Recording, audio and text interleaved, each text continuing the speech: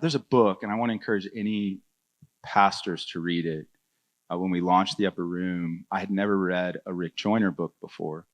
I've only read one of Rick's book, and it's the book I'm going to recommend to you, but it's called Apostolic Ministry. And I think it answers this question so well. And the premise is that the age that began the church is going to be the age that ends the church, the apostolic age. And really the only thing the first century church had going for it, the only thing, is God. No one would have followed the men that established and built the church prior to the outpouring of the Holy Spirit. The only thing they had was God. God was in them and among them. And I think we're being stripped.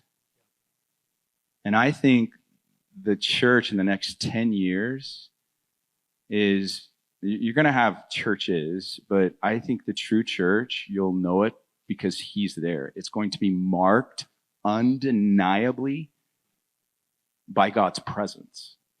And not God's presence because there's gifts activated, and we love the gifts and the fruits, but the manifestation of God. Like the last 4 words in Ezekiel name the city, the millennial city, when Jesus returns. Ezekiel 40:48 is the description of that city, and it's real granular. It's real like on the streets describing what happens. But the last chapter he pulls out and he names the city, and he says the name of that city will be this: the Lord is there. And where the church is heading, it's going to be defined by those 4 words. And we've been defined by a lot. We've been defined by men's gifts. We've been defined by men's leadership. We've been defined by strategies. And the Western world, we love metrics. We love measurements. We love whiteboards. We love meetings. We love to plan. We love 5-year plans. And God's going to obliterate all that. He's taking us into a place of the immeasurables.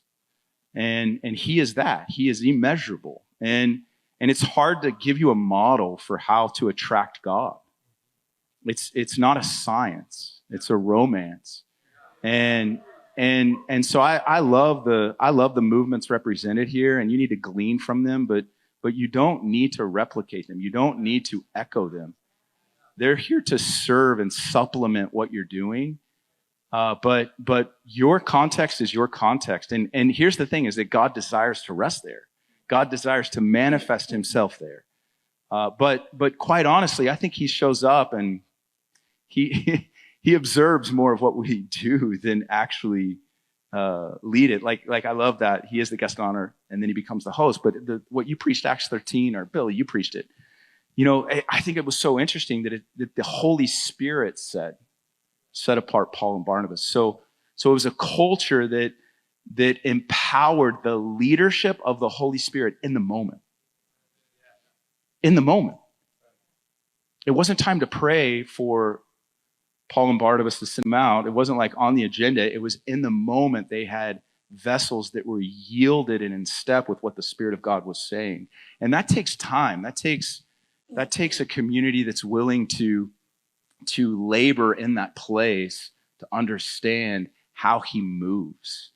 Because sometimes I think he shows up and he's a part of the plan. He's not the plan. He's an addition to what we're doing. And he's it. He's the all in all. He's everything. And I think our response to his entry, our response to his presence is our response to him. And I think God's raising up leaders that are first followers of his lordship in moments, tangibly, that we learn to partner with him. And so I think where we're heading in 10 years, I think there may be a number of means to this end, but the end is those 4 words: the Lord is there. And I'll end with this. I want to say this last thing. We planted in a post-Christian culture, like homosexual, church planting graveyard. Guys came and went. And the Lord said, I didn't call you down here to minister to people. I first called you down here to minister to me. And so that Psalms 132 resting place sat. And when that culture, it's a culture It's not a theology. It's not a sermon. It's a culture. When that culture sets, Gen Z was made for it. Made for it.